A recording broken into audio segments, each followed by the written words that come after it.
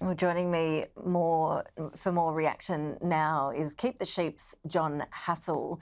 John, really appreciate your time. Thank you so much. What does such an overwhelming Labor majority mean for farmers? Well, it's a disappointing result from our perspective in terms of that we're still going to have the Labor Party pushing to shut down the live sheep industry. We were trying to send a very strong message, and I think we did that. I think we had a big impact in Western Australia, and we certainly had people putting out Keep the Sheep signs in both Bendigo and Wannon, and I think that's actually showing up in the election results. So we've had an impact. People worked very hard. We had lots of volunteers. And of course, we're disappointed that the Labor Party still gets its way, but we still have it until 2028 to have an effect on this and to stop the government from implementing this really terrible policy decision. Well, Labor seems like it's not for budging on this one. Once the trade is shut down, is that it? Could it be resurrected down the track? I guess, looking at the results from this election, you might be waiting a long time for the coalition to be back in government.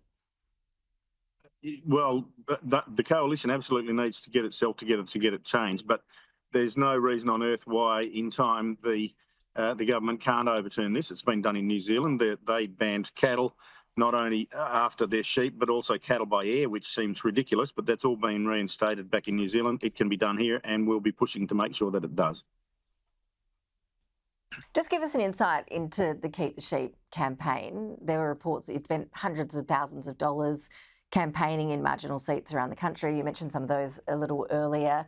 Bullwinkle, I know, was a big one for you in WA. We're still waiting to see the results there. It is quite a niche issue. How did you go about trying to make this issue important to voters in electorates where live sheep is not an issue that they may have contemplated before?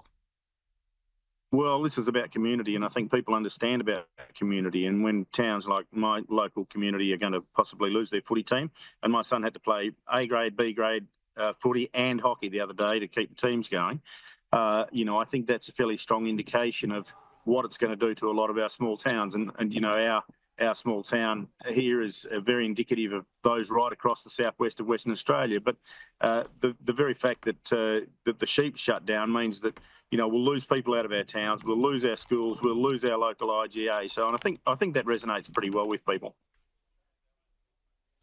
John, I know that you've been around politics for a long time. You've had a lot of experience in various campaigns over the years. What is your assessment of the coalition's performance in this campaign? What does the coalition, the Conservative side of politics, need to do to get traction with Australian voters, do you think? Well, I think they need to start now putting a policy platform together, Ashley. They clearly had almost zero policy except for the nuclear. They didn't really, in my opinion, have it down pat well enough and couldn't answer questions about it. And they certainly couldn't bat the issues back when they were criticised. So if they're going to have a policy like that, they need to be very, very well prepared for it. And they also need to have policy right across the board.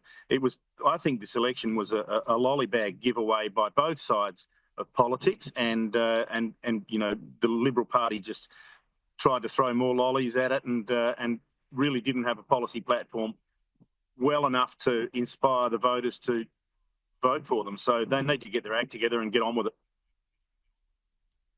John Hassall, appreciate you joining us from the farm there in Western Australia. Thanks so much for your time.